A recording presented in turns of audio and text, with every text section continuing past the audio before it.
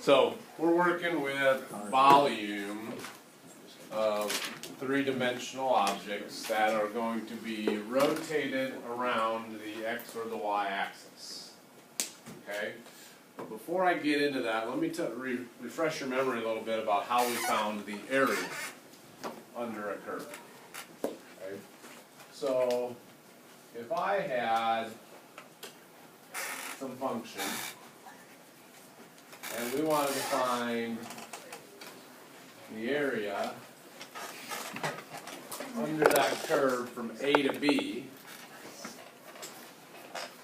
before I taught you the shortcut, what did I have you do? Make a bunch of different shapes. Lots of rectangles, right? Okay, but we did trapezoids too, okay? But we essentially found the area of a bunch of really narrow rectangles, right?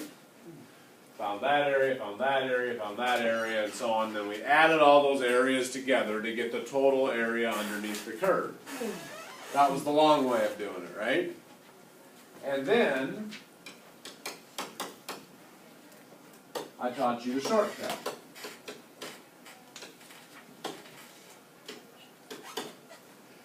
Okay?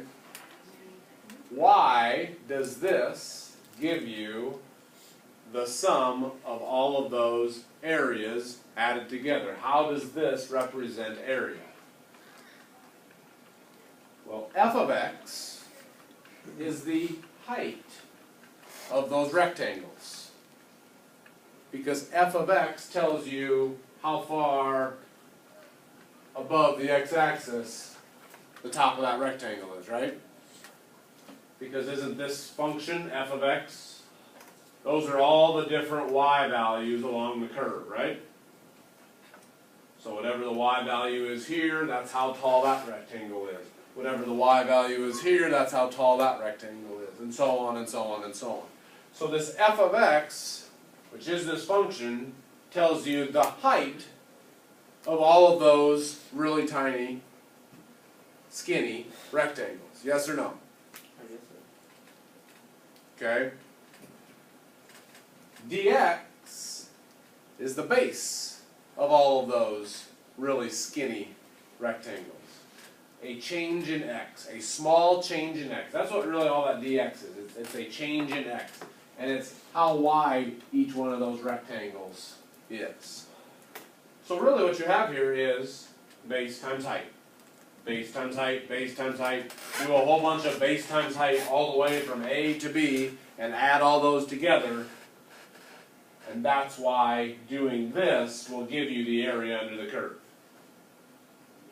That's what you've been doing for a couple months. Base times height. I just want to show you that. Okay? Now we're going to be doing volume. Okay? And we're actually going to be doing volume of cylinders, really. A bunch of really skinny cylinders is what we're going to be finding the volumes of, and we're going to add all those volumes together. Okay? How do you find volume of a cylinder?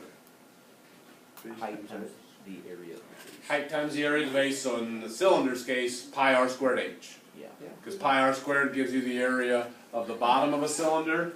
Okay? Refresh your memory again here. Okay? So pi r squared gives you the area of the bottom times h. That's how you find volume of a cylinder, right? Okay? So, what we're going to do is we're going to take, and I'll do the first problem that's in your textbook for you. Okay?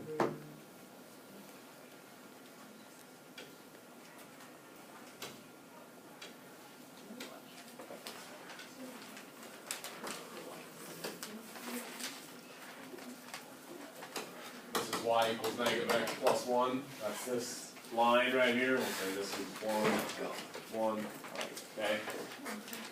So here's the line y equals negative x plus 1, okay?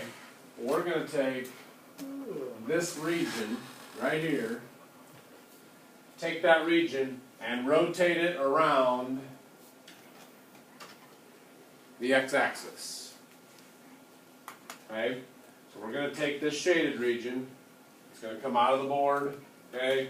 It's gonna rotate out, it's gonna hit down here, rotate back through the wall, and create a three-dimensional object. In this case, what shape will that three-dimensional object be? Like a circular pyramid. Which is called a cone. Oh, Yes. Okay.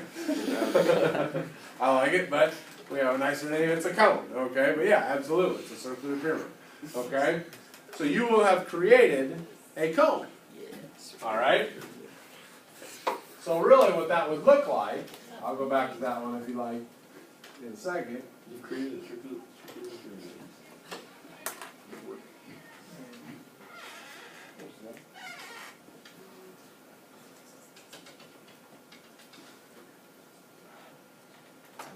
So here's this, the best I can do on the board here, okay? This cone, this kind of sideways cone, where here's the base of that cone, and then this would be the height of the cone, okay? So it's really, it's like this, okay? Alright? It's just sitting here where the base of it's right here along the y-axis, the height is that right there. And yeah, we could find the volume of that cone using simple geometry, but I'm going to teach you how to do it because not every shape's going to be a nice, perfect cone. Okay? So what we're going to do is we're essentially going to take this cone and split it up into a whole bunch of really skinny cylinders. Okay? So you're essentially going to find the volume of the very bottom of that cone. And then you're going to move just a little bit over and you're going to find the volume of, excuse me, I said cone, a very skinny cylinder there. And then you're going to find the volume of a very skinny cylinder there. And then you're going to find the volume of that one. I'm drawing them a little bit spaced out so you can see that I'm trying to distinguish between the two of them. But essentially, you're going to find the volume of a whole bunch of really narrow cylinders over and over and over again, all the way till you get to the very end, and then you're going to add all those volumes together. Just like we did with the rectangles. And we're not going to do it the long way to start with, we're going to go straight into integral Aren't you calculus. kind of already doing that with like cylinders? You can just do a cylinder and find a bunch of little circles. Sure. Okay? So, now, how does that work? Alright, well, this is what we'll do. So we need to find the volume of all of these cylinders added together, okay? So volume we know is pi r squared h. But what's happening to our radius as we move from the left side of this cone towards the right side? It's smaller. The radius is getting smaller, right? The radius is 1 here at the beginning, but then as you move over a little bit, then that radius is a little bit less.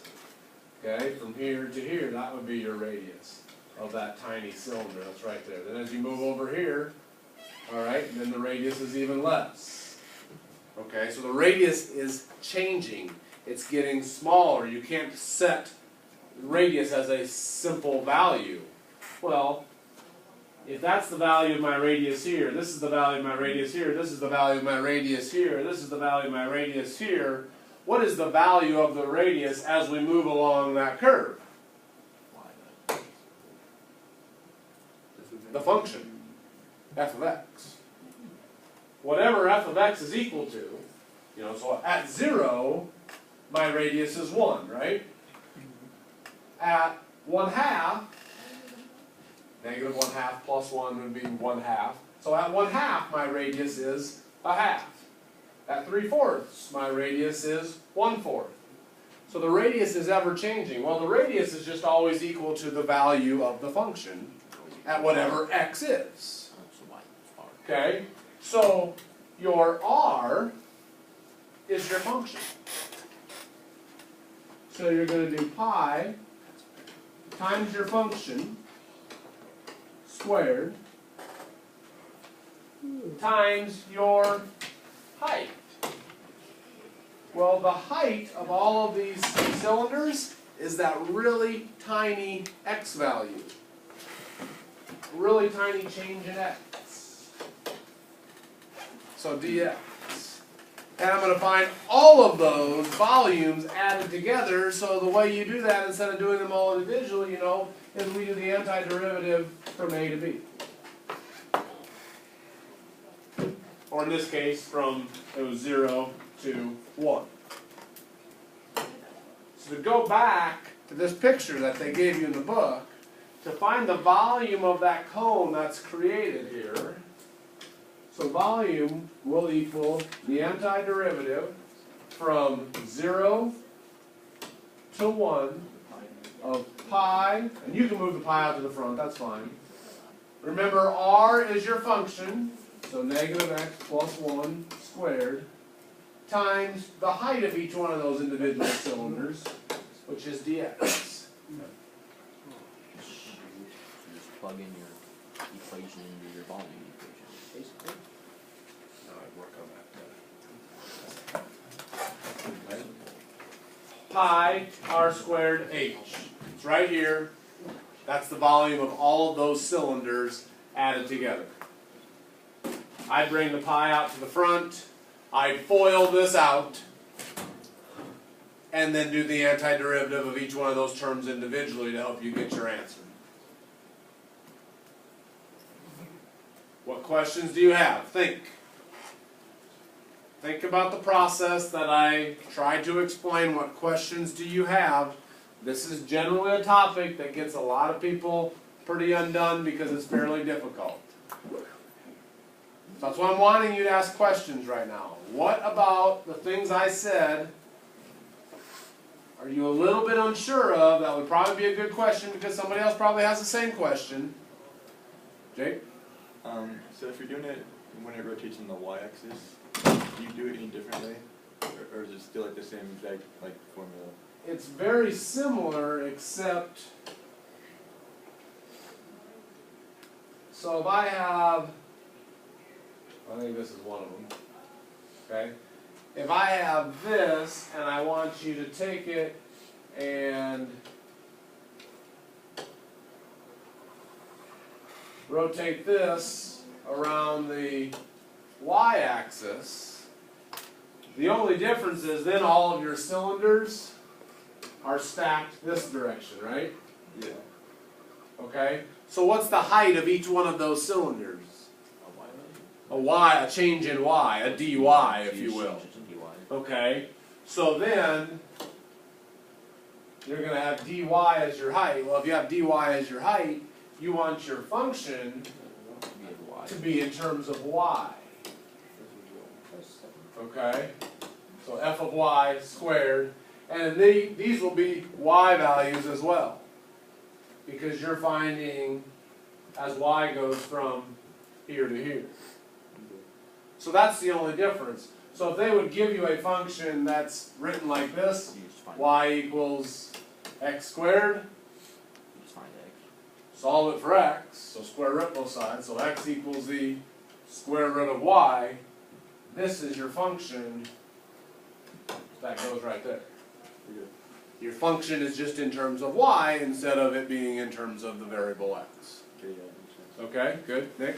So you're just plugging your equation into the volume function, pretty much?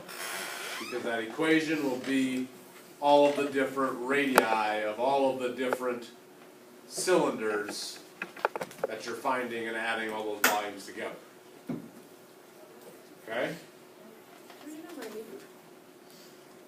Yep. Alright, I'm going to stop there with the video and then I'll do number 8.